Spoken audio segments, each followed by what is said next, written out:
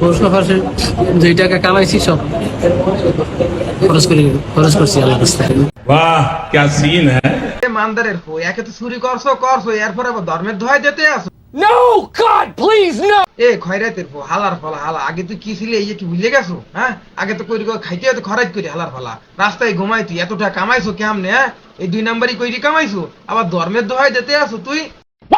প্রশ্ন ফাঁসে যেই টাকা কামাইছি সব খরচ করছি আল্লাহ রাস্তায়। এ পাড়ার ফো পাড়া আল্লাহ কি তোরে ডাইকে বলছে যে এই হালার ফলা তুই চুরি কইরিয়া মোর রাস্তায় খরচ কর এই কি তোরে আল্লাহ বলিয়ে দেছে যে তুই চুরি কইরিয়া এখন বলতে আছিস ইন্টারভিউর মাধ্যমে যে আমি যা কামাইছিলাম এই সব আল্লাহর রাস্তায় খরচ করছি?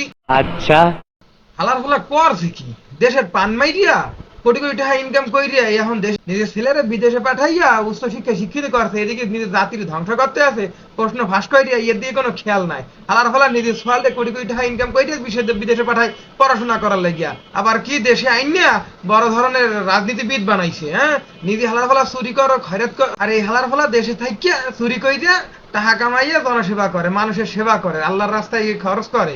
হ্যাঁ আর খয়রাতের বাচ্চা খয়রাতি হালার হলা এত টাকা কামাইয়া কুয়াকাটায় বলে আবার একটা হোটেল করছে। হ্যাঁ এত টাকা হালার হলা করতে ড্রাইভারি এত টাকা কম কেমনে কি করছো? হ্যাঁ কেমনে কি করছো? আজকে যেখানে আমাকে 3 জনের সংসার 4 জনের সংসার চালাতে যায় আমাকে দিন রাত এক করে ফেলাতে হচ্ছে ভাষা দিয়ে লাল ফুটো ফার হয়ে যাচ্ছে সেখানে শালার ফোশালা কি পরিমাণে সম্পদ কামাইছে ড্রাইভারি করে বলে। হ্যাঁ এ শালা এই রে তুই যে কাজগুলো করতেছিস এগুলো তো মোটেও ঠিক হয়নি তোর হয়েছে আবার তুই মাথায় টুপি দিয়ে ফাঁসক নামাজের ছবি তুই ভাইরাল করিস। হ্যাঁ এদিকে তোর এক তো খাওয়া মিস গিলে এক তো নামাজ মিস যায় না শালা তোগের জন্য আজকের এই ইসলামের দিকে এত আঙ্গুল তুলেছে লোকজন বেধর্মীয় আজকের তোগের জন্য আজকের ইসলামের প্রতি এই পরিমাণের আঙ্গুল তুলতে পারবে খালি তোগের জন্য তোকে এই কাজকর্মের জন্য শালা শুয়োর কোন জায়গা তুই গালাগালি দিলেও গালাগালিদের অপমান করা হয়। শালা বিড়ালের 3 নাম্বার ছানা শুনিয়ে রাখ ধর্মের কল বাতাসে নড়ে ধর্মের দোহাই দিয়ে কোনো সময় অপকর্ম করে টিকে থাকা যায় না। এবার বোঝ বাপ ফলে মিলে কিরাম লাগে এবার বুঝে দেখ কিরকম লাগবে না তোকে।